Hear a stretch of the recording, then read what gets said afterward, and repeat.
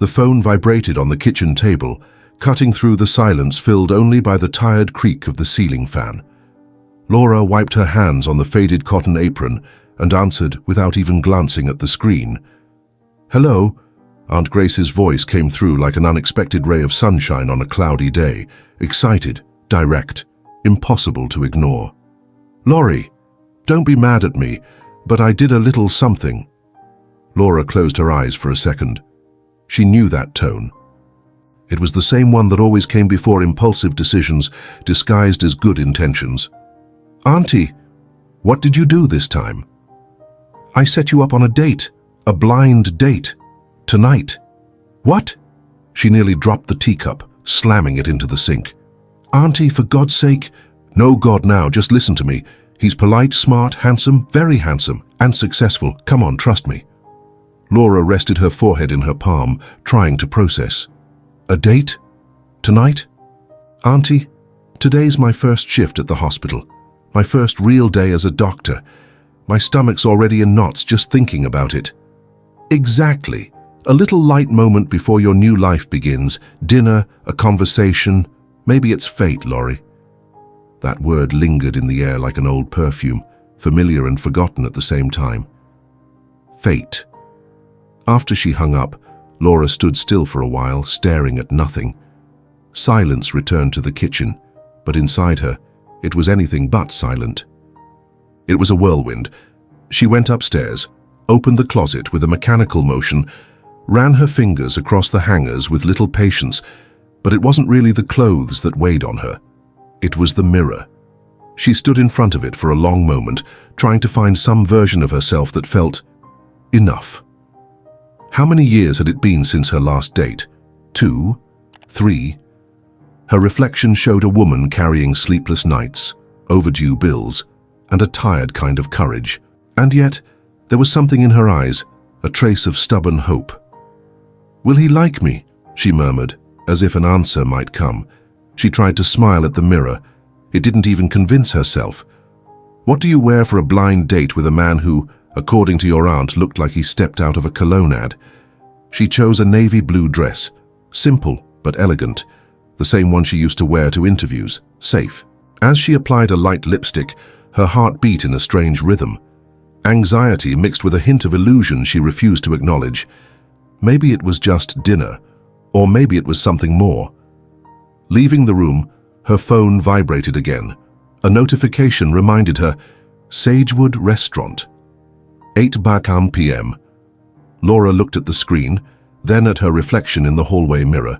She took a deep breath, swallowed her fear, and walked down the stairs. A few hours later, her heart torn between doubt and the start of something new, she introduced herself at the hospital reception.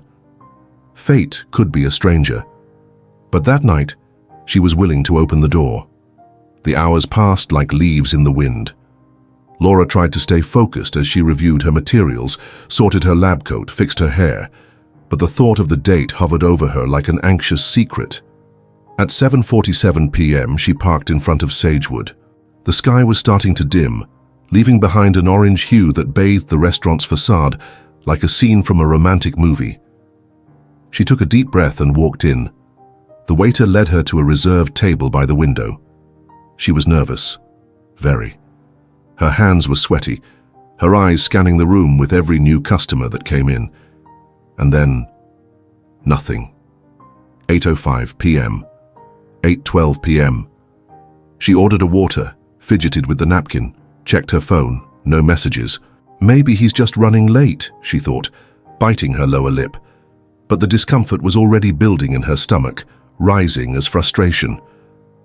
When the clock hit 8:33 p.m., she stood up. She left the restaurant without a word, just a slight ache in her chest. But part of her was strangely calm. The dashboard clock read 9:08 p.m. when Laura parked in front of Aurora Medical Center. The sky was overcast, and a light drizzle ran down the windshield like it was announcing some kind of change.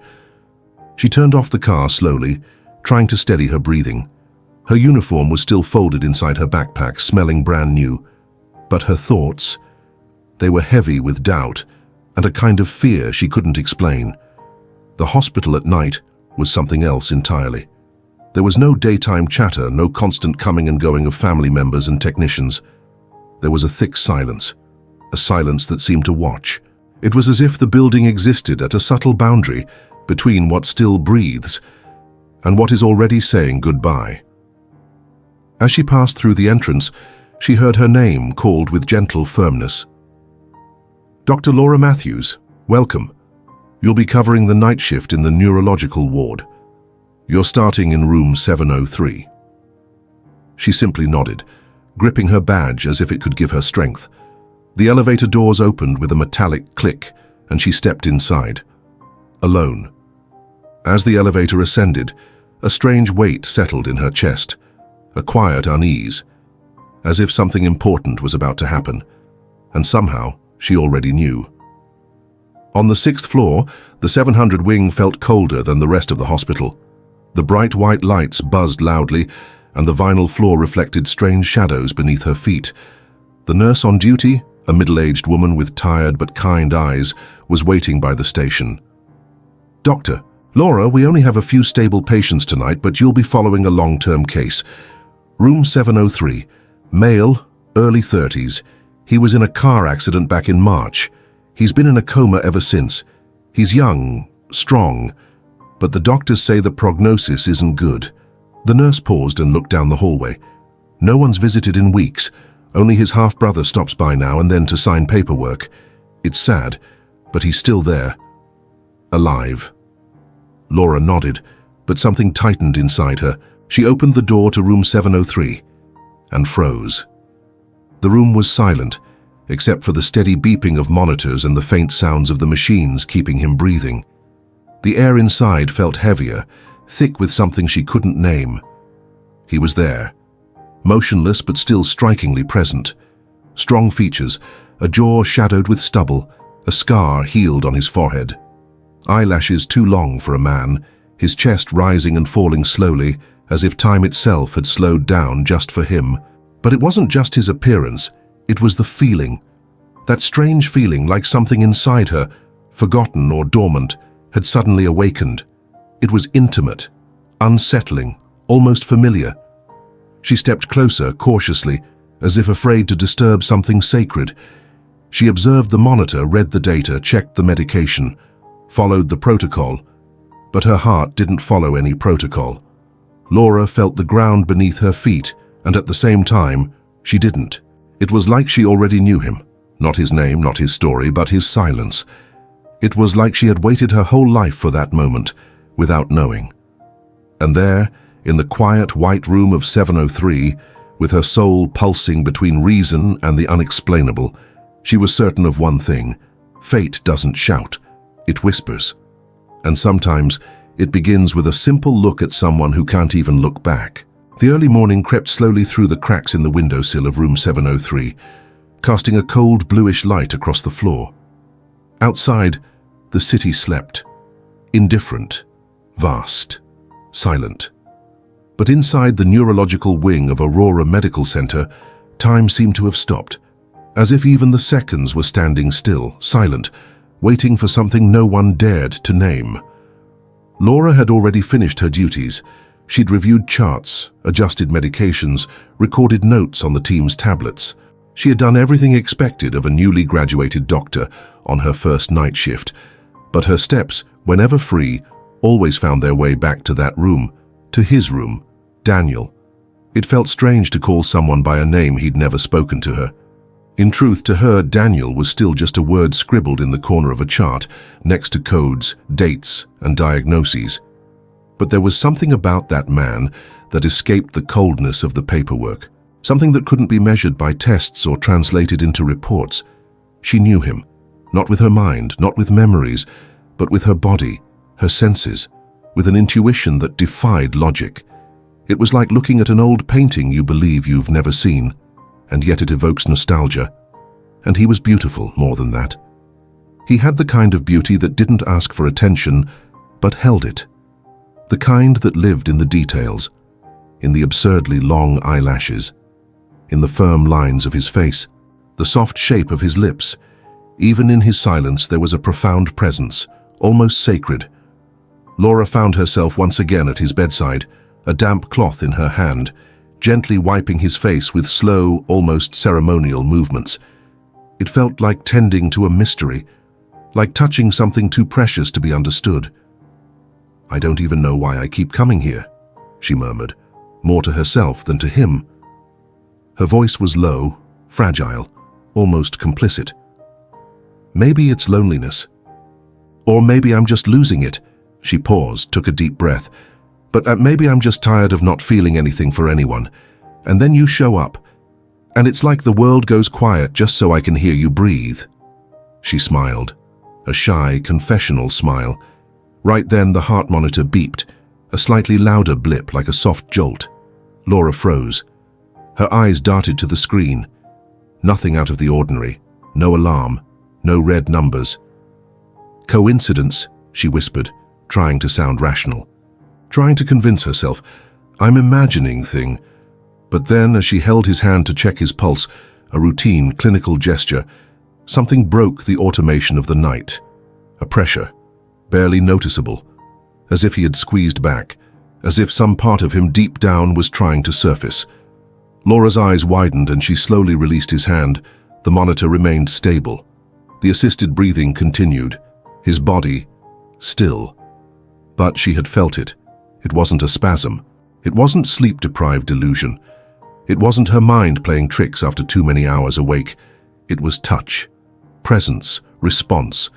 The natural impulse was to run, to call another doctor, to log it, document it. But she knew what she'd hear. She knew the textbook replies by heart. Involuntary reflex. Residual activity. "You're exhausted, doctor." Maybe they were right.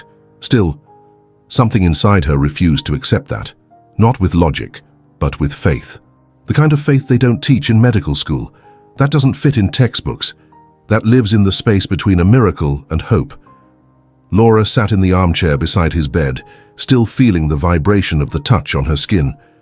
The night dragged on, and she said nothing more, but she stayed, because for the first time in a long while, staying beside someone made sense, even if that someone couldn't yet respond. The next morning, the hospital was just beginning to wake as Laura pushed open the door to the doctor's lounge. The smell of fresh coffee mixed with the muffled murmur of voices. "It's settled. The family agreed." "It's happening this week?" Dr. Ishimura convinced the brother. They said it's time. Laura froze in the doorway. The words hung in the thick air, too heavy to be real. "What are you talking about?" she asked, her voice tense, almost cutting through the room.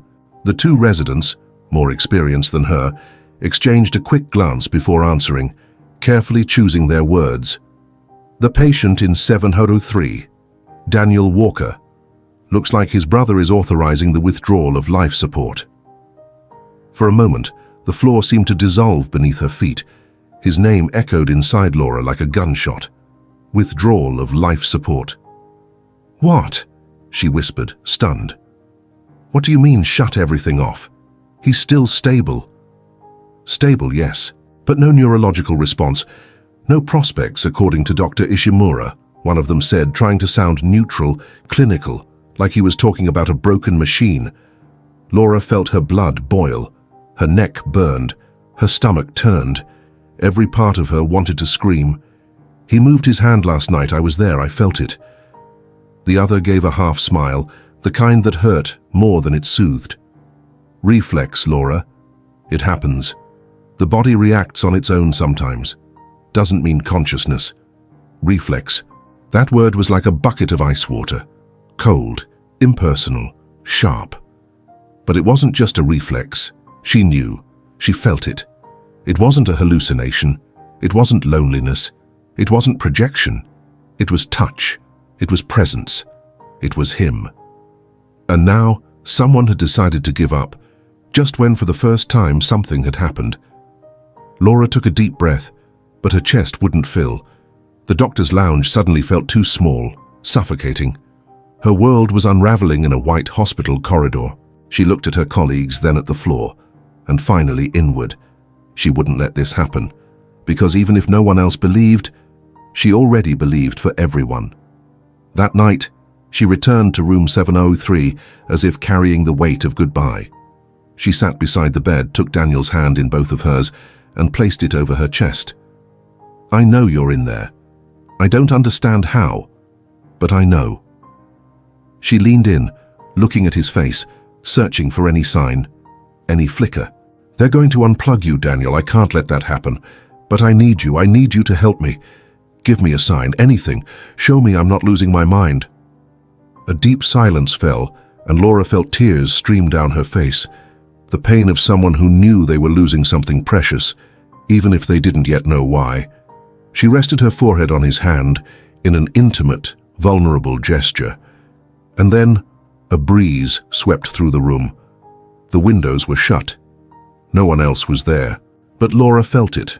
A breath, like someone had exhaled softly against the back of her neck. She slowly pulled away and looked around, heart pounding. The heart monitor ticked up 1 point. And his fingers moved. Again. More clearly this time. This wasn't a reflex, this wasn't imagination. It was him.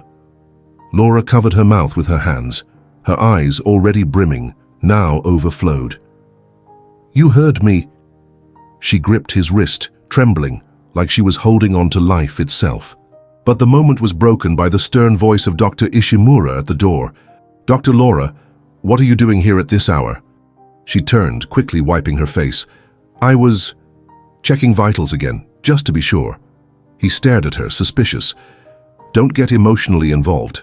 This patient's been in a coma for nearly a year. The decision's been made." "No, it hasn't. He gave signs. He's responding." "Dr. Laura," he said, clearly annoyed, "the signs have already been reviewed. I understand this is your first shift, but this isn't medical fiction." She felt her throat tighten but didn't back down. "It may not be fiction, but it's not exact science either. And what I saw here last night, and today, can't be explained by a chart." Dr. Ishimura turned away, clearly displeased. "It's out of our hands. We'll proceed with the protocol." Hours later, lying on the lounge couch, Laura tried to sleep, but couldn't. Her aunt's words returned like an old whisper. "Maybe it's fate, Laurie. What if the man from that blind date was him? The date, the time, the silence, a man on his way to a date, a mysterious accident. It was too much of a coincidence." Laura sprang to her feet. She went to the hospital's internal system and typed his name into the records.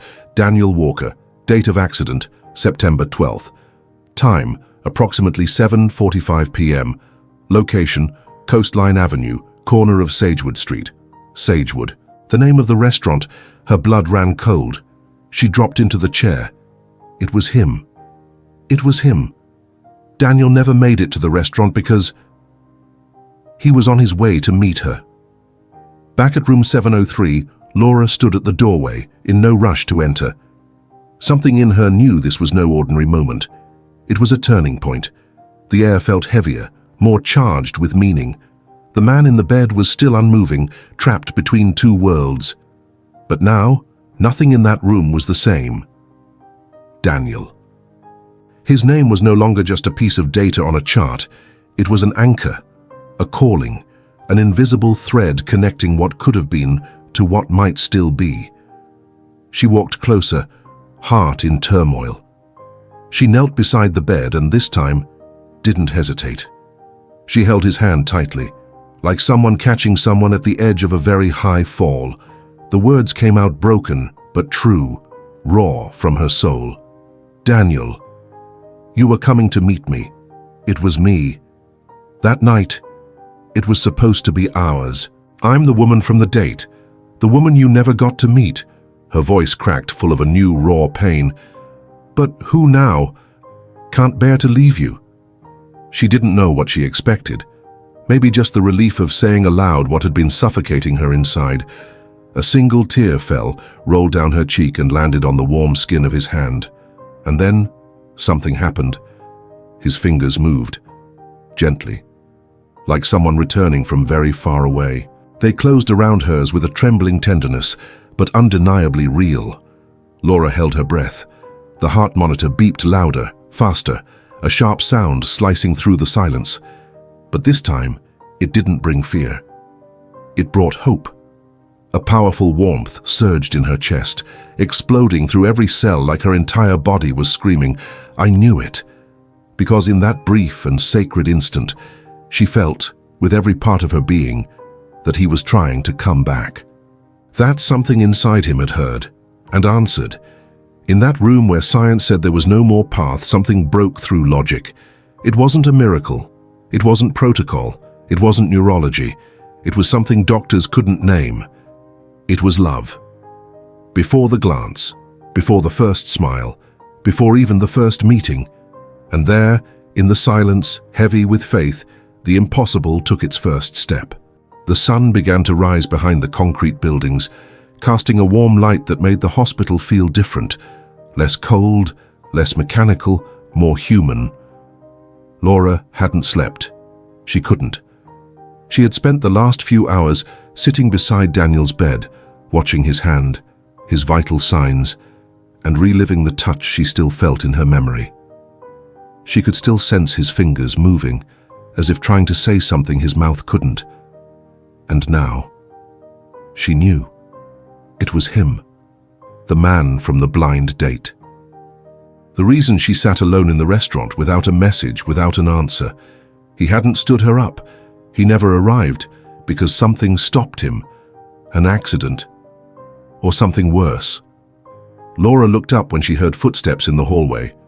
It was Aunt Grace carrying a handbag, dressed in her usual elegant style. When her eyes met Laura's, her expression shifted slightly. She could tell something had changed. "You slept here?"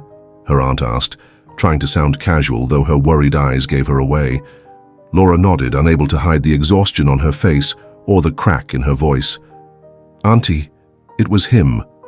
"Who?" Laura gestured with her chin toward room 703. The door was slightly ajar. "Daniel, the patient, the CEO, he was the man you set me up with on that blind date."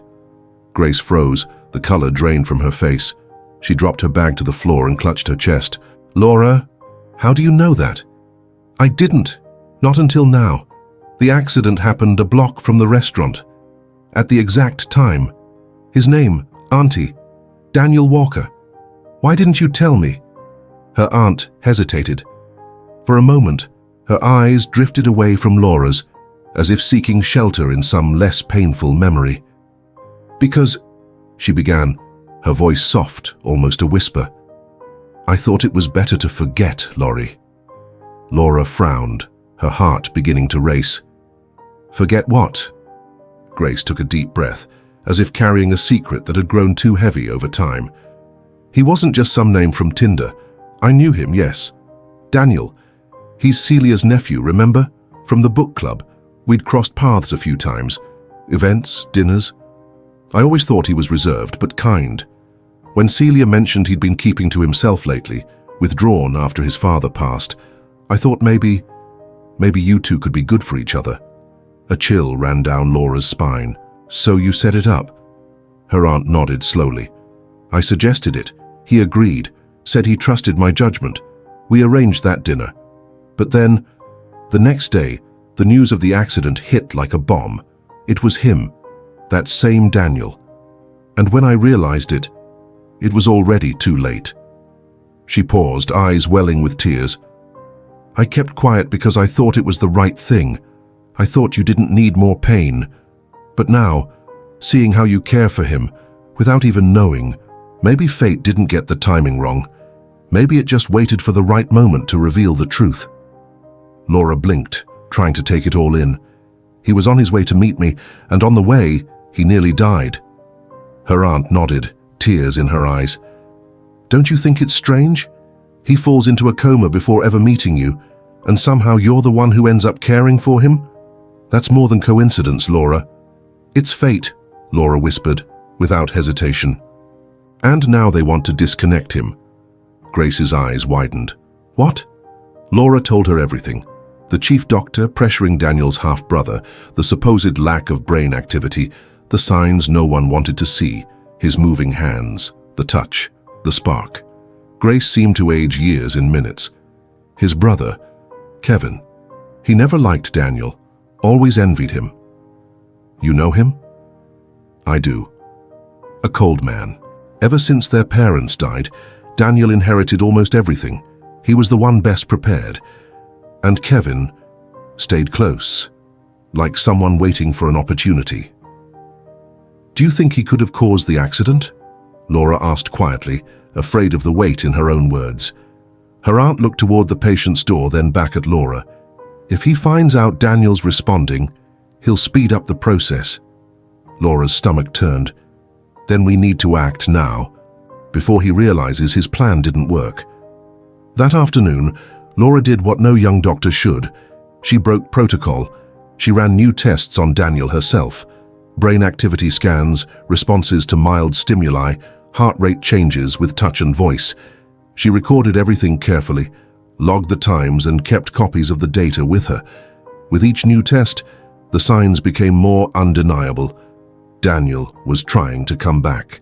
Still, she knew that wouldn't be enough to stop his brother's decision. At 6 p.m., Laura saw Kevin Walker arrive at the hospital. Well-dressed, impeccably groomed gray hair, a fake smile, and empty eyes. He spoke with Dr. Ishimura in the hallway like he owned the place. She hid behind the nursing station divider and caught part of their conversation. "We have legal authorization, Mr. Walker. The decision is ethical." "Good. Let's get this over with. My brother deserves to rest." Rest. The word stung like poison in Laura's ears. That night, Laura returned to room 703 with steady steps, but a heart in pieces.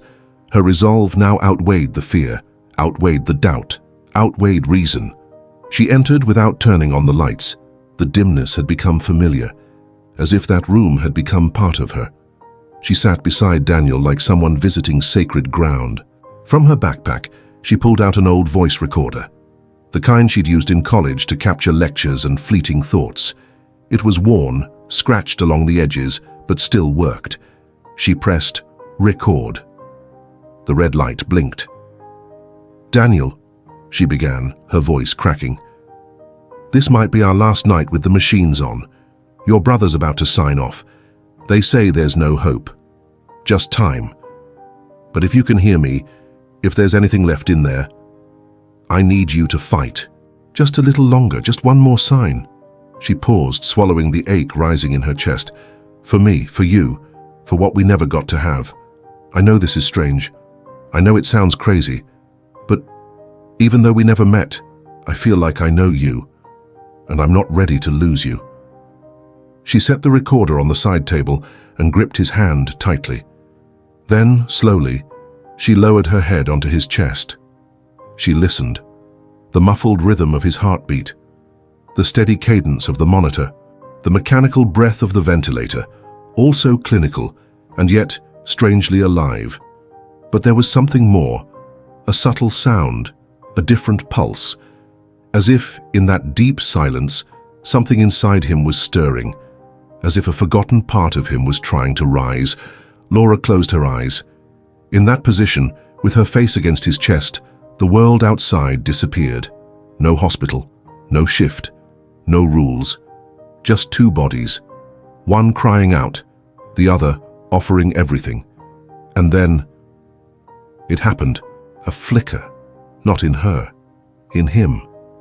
A sudden tension, a barely perceptible tremble, as if his soul had stirred, as if her silent cry had crossed the void and found its answer. Daniel was running, not in a physical place, but in a dark, dense field, running blind, guided only by a distant voice, a woman's voice, soft, desperate, like a thread pulling him back to the world. "Daniel, if you can hear me." He wanted to respond, to scream, but he had no mouth, no throat, no shape, only consciousness. "Please come back." That voice, he knew it, but from where? A name formed in the shadows of his mind. Laura, like an anchor cast into the storm, the name held everything. The heart monitor spiked. Laura's eyes flew open. The EEG line jumped. His arm moved, not a spasm but a deliberate gesture, like he was reaching for her. She jumped to her feet. "Daniel, it's me! Laura! I'm here!" His eyes moved beneath closed lids, rapid, active, fighting to open. Laura hit the emergency button. The room filled with lights and noise, alarms, shouting, running feet. "What's happening?" one of the doctors yelled. "He's responding. Right now. Look at the monitor. The brain scan." Dr. Ishimura burst in. He stopped. He saw everything. This is impossible," he muttered, pale. Kevin arrived right after, impatient. "What the hell is going on?" Laura turned to him, her gaze unwavering. "What's happening is your brother is coming back, and you'll have to go through me before you shut anything down." That night, rules gave way to hope. The protocol was paused, not for a miracle, but for enough doubt to delay the end. The team agreed to wait. More tests, more hours, more possibilities. A crack had opened, small, uncertain, but real. And Laura stayed, not as a doctor, not as someone doing her job. She stayed as someone who chose to, someone who couldn't walk away. Sitting beside him, her hand wrapped in his, she passed the night without checking the time. She felt time differently now, like someone waiting for a traveler to return from a far-off place, one with no map and no signal. As the sun rose, tinting the sky with a shy orange hue, the hospital stirred awake for another routine day. But for Laura, nothing was routine anymore. Nothing was just what it seemed. Daniel Walker still slept, but there was something new in his assisted breath, something different in the silence between beeps, as if deep down he was beginning to dream of a name he nearly knew. And on this side, on the edge of the world, Laura kept calling, with her voice, with her touch, with everything that had no name yet, but was already love. The clock read 5:42 a.m. when Laura returned to room 703, with a nearly cold cup of coffee in her hands and a heart warmer than ever. The night had been intense. After Daniel's vital signs spiked the night before, the team finally agreed to postpone the withdrawal of life support. But this wasn't just a delay, it was a new beginning. They still didn't fully understand what was happening, but something beyond science had made itself known. Laura closed the door quietly and walked to the bed. Daniel was still unconscious, but his face had changed. He looked more present. There was a slight furrow in his brow, like he was trying to remember something.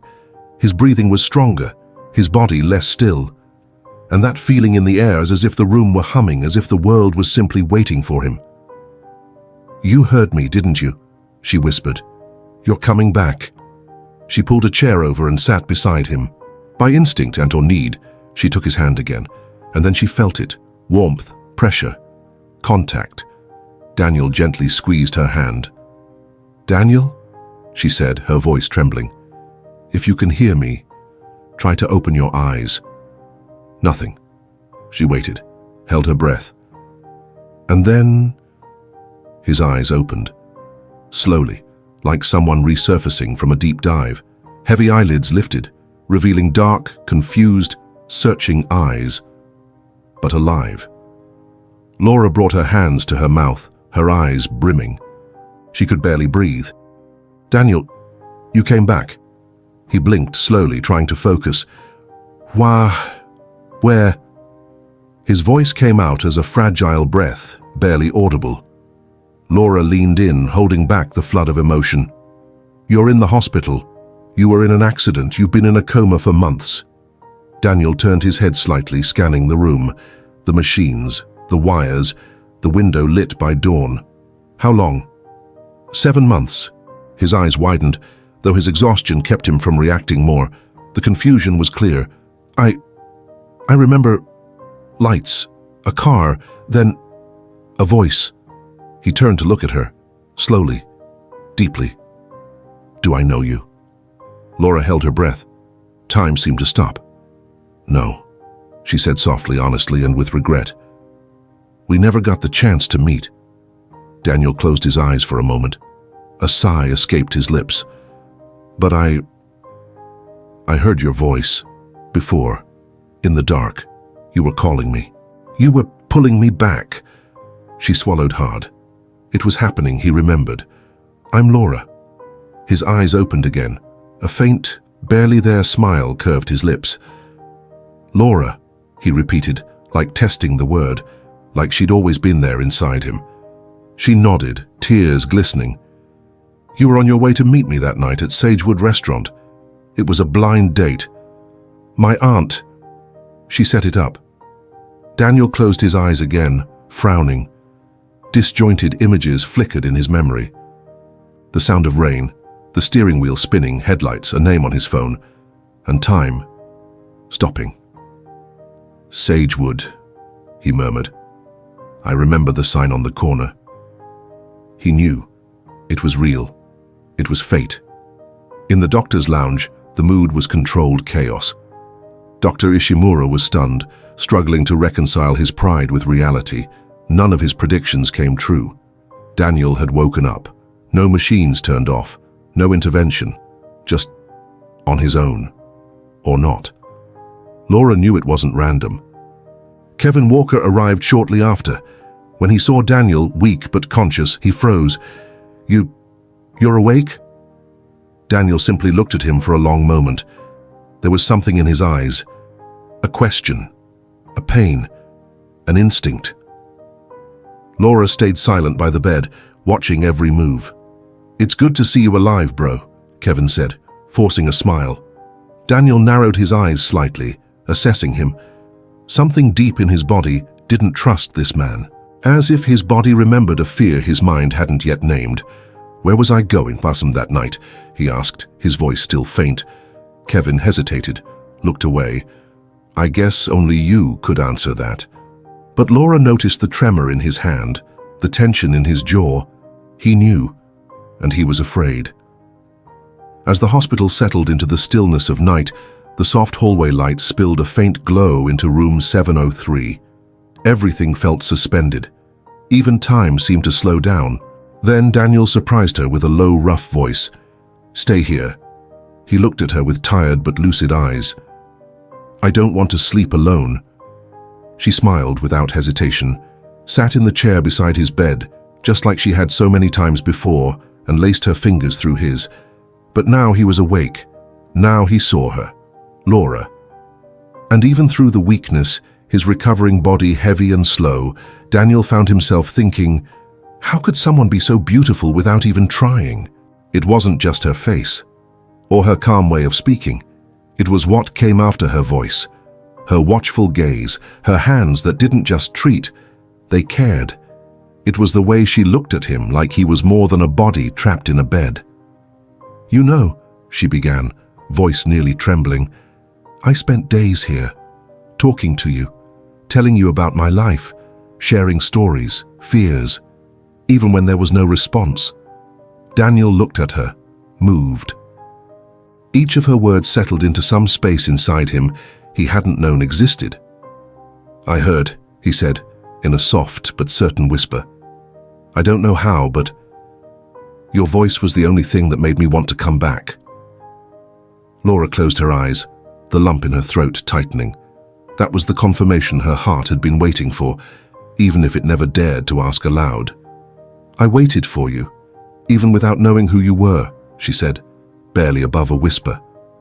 Daniel smiled, imperfect, shy, but real, and he thought, without the courage yet to say it aloud, she's the most beautiful woman I've ever seen, because she saw me when no one else did. And I came to you, he murmured, even without knowing I was looking for you. The silence that followed wasn't emptiness. It was presence, peace, the quiet certainty that something greater connected them, beyond logic, beyond lost time. Nothing between them needed explanation. Not now, not with words. They simply were. And as Daniel's eyelids began to grow heavy, he gently squeezed her hand, his eyes nearly closed, his breathing steadier, but his soul more awake than ever. You are my voice, he whispered, just before falling asleep. Laura didn't reply. She didn't have to. She simply stayed, present, whole, returned, and for the first time, with the certainty that he had returned, too. Daniel woke to the soft morning light slipping through the curtains. For a moment he forgot where he was. Everything felt calm, clean, like time had paused. But then the sounds of the machines, the sterile hospital scent, and the dull ache in his body reminded him of the truth. He was still recovering, still coming back. He slowly turned his head. Laura was curled up in the armchair, asleep. Her lab coat draped over her like a blanket, hair messy, face peaceful. He smiled. She seemed like part of the dream, but she was real. She was there. She had been all along. He didn't remember much yet. The memories came in flashes, jumbled like pieces of a wet puzzle. But one thing remained constant through all the fragments, the feeling that Laura had been a part of him before he ever woke up. Later that day, a physical therapist walked into the room with a strained smile and a walker. "Let's start slow, Mr. Walker. Your body's been inactive for a long time, but the good news is you've got the structure to recover well." Daniel simply nodded. His muscles felt like rubber. Every attempt to sit up pulled pain from the depths of his body, but he wanted to try. He needed to. Laura stood beside him, silent, just watching. But he knew. Her gaze was the strongest push he could have. The first attempt was a mess. His legs shook, his body gave out. The therapist caught him just in time, but the shame burned hot inside him. "This is ridiculous," he muttered, frustrated. "I used to be an athlete." "And you still are," Laura said calmly, never looking away. "You just have to relearn." He stared at her for a moment. It wasn't just what she said, it was how she said it. Without pity, without doubt, with belief, and that made all the difference. That night, as the wing grew quiet, Daniel called for her. "Laura, can I ask you something?" She moved closer. "Of course." "You really stayed by my side all that time? Even when you didn't know who I was?" She smiled, shy. "No. I knew you were someone important. I just didn't know how much." "And you still stayed?" She shrugged. "I couldn't leave. It felt like I was waiting for you to wake up so I could really breathe." Daniel closed his eyes. Her words hit a place in him he hadn't known existed. And then out of nowhere an image surfaced. Flash, rain on the windshield, bright headlights coming from the opposite lane, the sound of glass shattering, and a name flashing on the phone screen. Laura. His eyes snapped open, his heart racing. I remembered. Laura leaned in. "Remembered what?" "The night of the accident. I was in the car. It was raining hard. And there was a name on my phone. Your name. I was on my way to meet you." Her world stopped. He knew. He remembered. "Yes," she said, voice tight. "It was a blind date, but you never made it." Daniel raised his hands to his temples, pressing his fingers to his skin. "And there was a car coming from the wrong direction. Everything happened so fast." Laura took his hand. "It's okay, just take your time remembering." But she knew. Something was wrong with that memory. The next day, when Laura went to the cafeteria, she found Aunt Grace sitting with a cup of coffee. They greeted each other with a long hug. "He remembered," Laura said. "The car, the rain, my name." Her aunt nodded, but her face held concern. "I've been thinking, that accident, the way it happened. The police never looked into it too deeply because there was no other vehicle at the scene. But Daniel is an important man. Some people would benefit from him being out of the picture." Laura's throat tightened. "You're talking about Kevin?" Grace lowered her voice. "He's always been greedy. When their parents died, it was clear Daniel would inherit everything. Kevin pretended to accept it, but deep down, he never did. He tried to pull the plug. Maybe he wanted to make sure Daniel wouldn't wake up to tell what he knows. Maybe. And maybe the accident wasn't an accident." Those words echoed in Laura's mind for the rest of the day. Back at the hospital, Daniel continued fighting against a body that still didn't feel like his. But he was getting better. He could sit up on his own, wiggle his toes, laugh softly at Laura's stories, and remember. "I saw someone on the side of the road," he said in a whisper one night. "A man. He was just standing there, watching, like he knew what was going to happen." "Do you remember his face?" "No.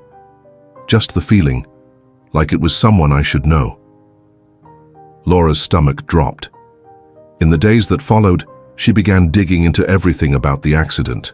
She requested the police report, pulled copies of his medical records, even spoke with a nurse who had been in the ER when Daniel was brought in. One piece of information stood out. His car, the nurse said. The brakes were completely shot, but the insurance company's mechanic said it looked weird, like sabotage. The word hit her like a bomb. Sabotage. Brakes tampered with. Daniel had been taken out of the picture on purpose. That night, Laura sat beside him again, holding the report in her hands. "Daniel, I need to tell you something." He looked at her, tired but alert. "I think your car was sabotaged. I think someone caused the accident.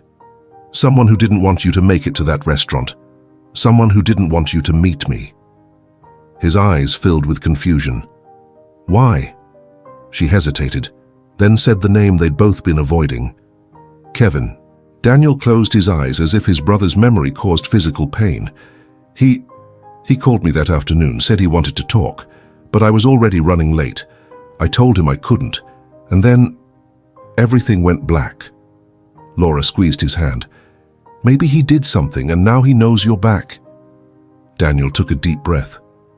"Then we need to find out. All of it." They looked at each other in silence. For a few seconds, the world disappeared. There they were, the man who survived what he wasn't meant to survive, and the woman who was supposed to be just a doctor, but had become so much more. It wasn't just about the accident. It wasn't just about recovery.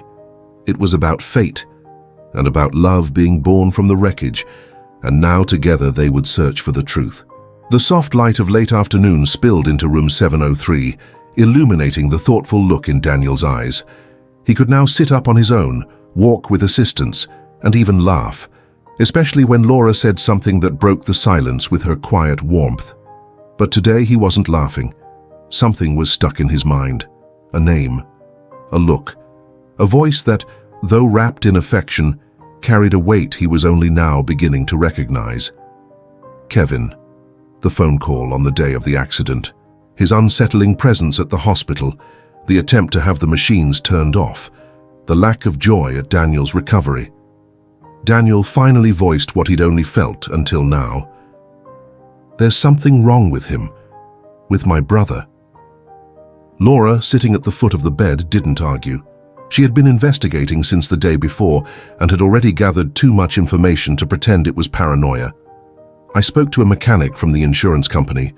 The car's report shows the brakes were cut. Intentionally," she said, looking him straight in the eyes. Daniel ran a hand over his face. A mix of disgust and disbelief began to settle in. "And no one said anything at the time?" "Kevin had access to everything. He handled the legal side while you were unconscious."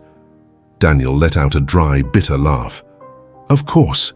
He was already cleaning up the scene before I even realized I was the victim." Laura moved closer.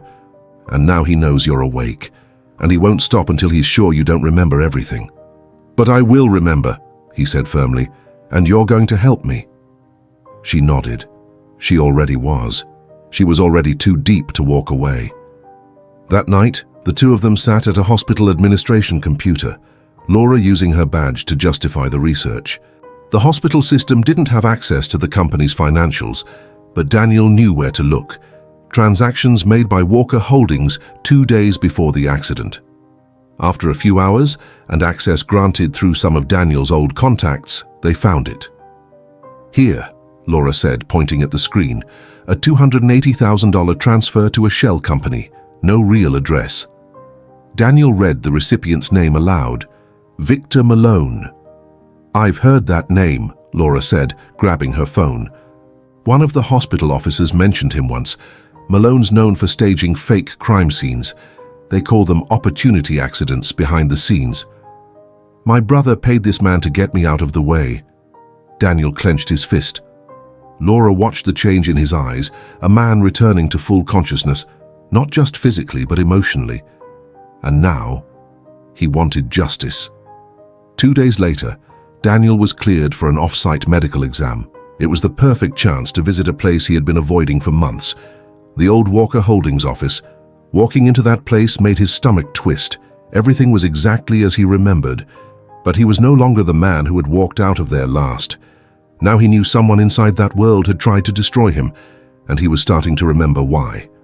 Documents, old folders, memos, and then a dossier.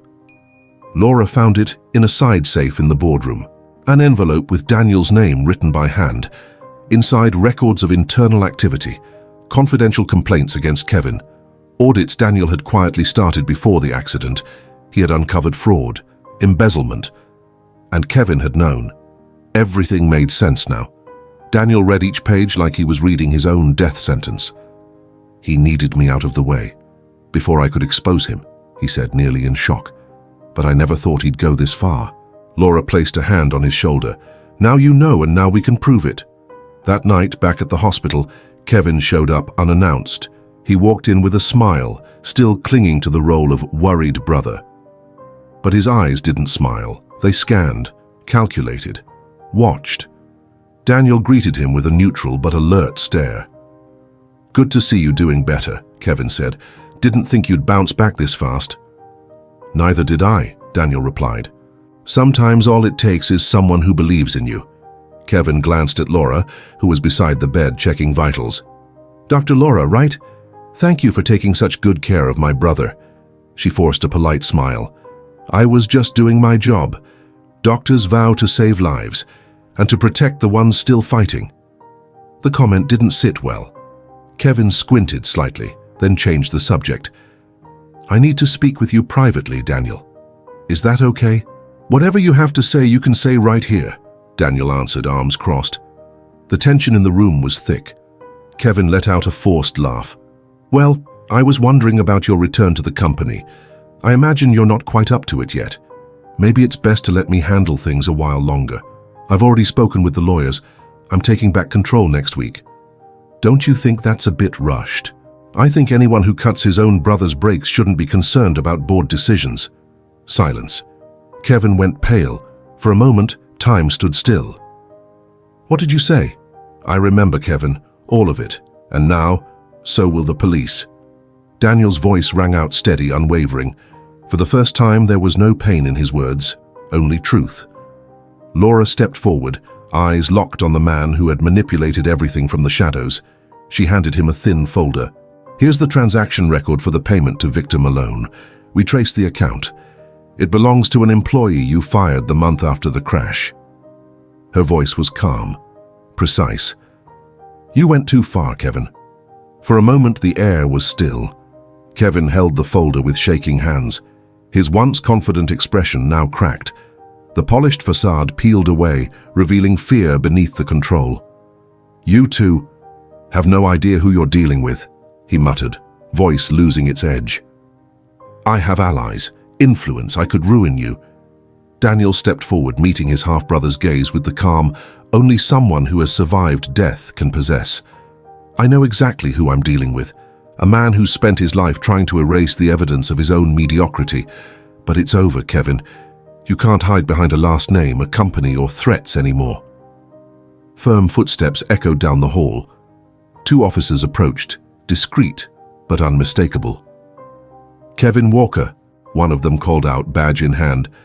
"We need you to come with us to give a statement. We have new evidence related to Mr. Daniel Walker's accident." Kevin tried to hold his posture, but the color drained from his face. He looked at Laura and Daniel one last time. No words, no excuses. Just the silence of a man watching everything he built begin to collapse. He was escorted out, his steps heavy, pride crumbling under the weight of the truth. Laura exhaled slowly, not a breath of relief, but of release. She knew this wasn't the end of the war, but it was finally the beginning of his downfall, and the beginning of their freedom. That night, back in the room, Daniel lay in bed, eyes fixed on the ceiling. Laura watched him quietly. After everything, there was still peace between them. "You were brave today," she said. He smiled faintly. "You taught me how." She stepped closer. "And now? What are you going to do?" Daniel looked at her with a tenderness only someone who has stood at death's edge can offer. "Now I live, for real, and if you'll let me, I want to start that with you." Laura was quiet for a moment. I thought this was just a medical mission, that I was just a coincidence. You were my miracle, Laura. And for the first time since the accident, he fell asleep in peace. The sound of Laura's heels echoed through the hospital corridors as she walked briskly toward room 703, even though she knew the bed would be empty that morning. Daniel was no longer a patient. Just a week earlier, after days of remarkable progress and full neurological recovery, he had finally been discharged. But she still felt that part of her belonged to that room, to that routine, to that story. When she pushed the door open, she found only a neatly made bed, monitors turned off, and an open window letting in the morning breeze. Inside, everything felt smaller now. Or maybe it was the world outside that had grown since he woke up. Laura leaned against the door frame and closed her eyes. What they had lived no longer fit within those four walls. She knew that. It was time to leave too. That same afternoon, Daniel stood in front of his closet mirror. He wore a navy blue blazer, a light linen shirt, and, for the first time in a long time, was standing tall, without support. His reflection still showed a body in recovery, slimmer, less rigid. But his eyes were shining again. There was life, strength, and a new lightness. He adjusted the cuffs of his shirt with a faint smile. In front of him, on the vanity, sat a small blue velvet box. He opened it carefully. Inside, the ring he had chosen days earlier. A modest but strong diamond set in white gold. "I hope you say yes," he murmured, almost laughing at his own nerves. That evening, Laura received a short message. "Meet me on the rooftop of Walker Tower at 7 p.m. I promise it's worth it." She stared at the screen for a few seconds, her heart racing. Since Daniel's discharge, they'd been messaging almost daily, none of it cold or casual. Every word felt like it came straight from his soul to hers. But this invitation, it was different. She slipped into a simple blue dress, cinched at the waist, and let her hair down.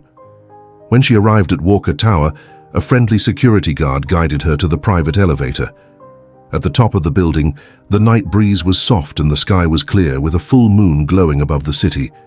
Daniel was there, back turned, looking out at the skyline. When he heard her footsteps, he turned. "You came." "Of course I came. How could I not?"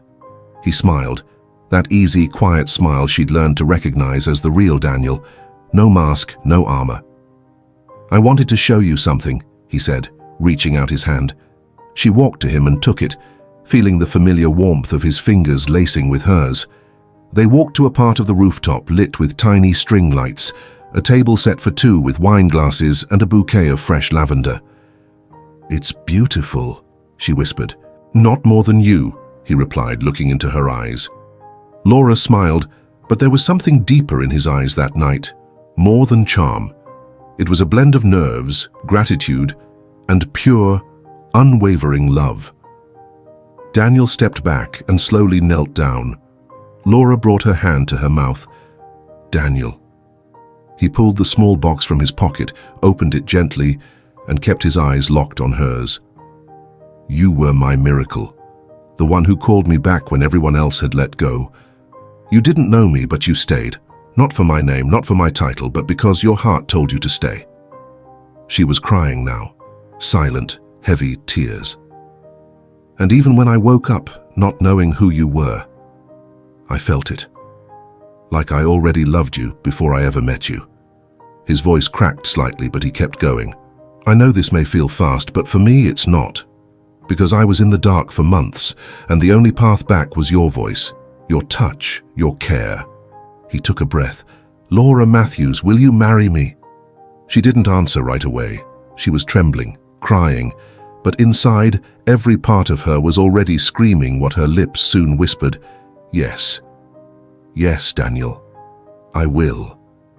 He smiled in relief, overcome with emotion, and slid the ring onto her finger with trembling hands. He stood slowly, and she pulled him into a tight embrace, her face buried in his chest, as if the world only made sense right there. "You're everything I didn't even know I was looking for," she said, voice breaking, "and you're the only thing that makes me want to keep going." The days that followed were unlike anything Laura had ever known. She got to know Daniel outside the hospital walls, a lighter man who laughed without rush, who listened with intention, who walked beside her through the city as if they'd been doing it their whole lives. And Daniel got to know Laura without a badge on her chest, a woman full of stories, with simple dreams, and a smile that lit even his darkest days. Together they fit where the world had once fallen apart. But the proposal was only the beginning. And like in every real story, life still had surprises in store. On Saturday morning, they visited Aunt Grace's house. She greeted them with joy and tears in her eyes. When I said destiny was real, you two rolled your eyes. But look at this. She pointed to them, sitting hand in hand on the couch. This isn't app-made love. This is soul stuff. They laughed together. Daniel stood and walked to her carefully. He knelt down and held the hands of the woman who, unknowingly, had crossed their paths before they even met. Thank you for being the link. If it weren't for you, I would have lost the love of my life without ever knowing she existed. Grace cried quietly. Laura joined them, wrapping her arms around both. And there in that small apartment, no glitter, no city lights, no velvet or gold, there was a warmth only true love can create. That night, lying on the balcony of the new apartment they were starting to set up together, Laura looked at the sky and said, Sometimes I think none of this might have happened, that you might not have come back. Daniel pulled her closer. But I did. And you were there. And that's how I know. Everything we've lived only makes sense if we live the rest together. She closed her eyes and smiled, resting her head on his chest. I trusted a breath, a touch, and now I trust us. Daniel looked up at the sky too, quiet, grateful. Because before Laura, he had everything the world said mattered. But after her, he discovered what was truly worth living for. The sky above the field was clear, pale blue like a freshly painted canvas. Sunlight filtered gently through the trees, casting a golden glow over the white flowers that lined the garden's central aisle. Birds sang in soft harmony, as if they were part of a film's soundtrack. And in a way they were. It was Daniel and Laura's wedding. Nothing about it was grand in the traditional sense. There weren't hundreds of guests or magazine photographers, but there were details only true love knows how to create. Fresh lavender, Laura's favorite, on every table, soft piano music in the background, and genuine smiles all around. Daniel stood at the altar in a light grey suit, simple and elegant. His eyes couldn't stay still. They searched the space between anticipation and tenderness, and then, when she appeared, everything stopped. Laura stepped into the aisle in a light, flowing dress, free of glitter and excess. Her hair was loose, a small sprig of lavender tucked behind one ear. She walked gracefully, eyes glassy, hands clutching a small bouquet. Daniel's heart beat like it hadn't since the day he woke up in that hospital bed. She wasn't just a bride, she was the reason he was alive. The woman who saw beauty where others saw loss. The one who held his hand before she ever heard his voice. The one who believed when no one else did. And now she was walking toward him, to never walk away again. At the altar, Laura stopped in front of him. They said nothing at first. They just looked at each other, as if time was irrelevant, as if they'd already been married for lifetimes. The officiant, an old family friend of Daniel's, gave a simple speech. He spoke of paths that cross, of coincidences that aren't really coincidences, and the quiet power of care. Sometimes, he said, voice steady, love doesn't start with a kiss. Sometimes it starts with one hand holding another when no one else believes it's worth staying. Daniel took Laura's hand. And sometimes, the officiant continued, fate uses silence to write the most beautiful story of all. Their vows were spontaneous. Daniel went first. I've had it all. A company, money, status. But I never knew what it meant to have a home until I heard your voice.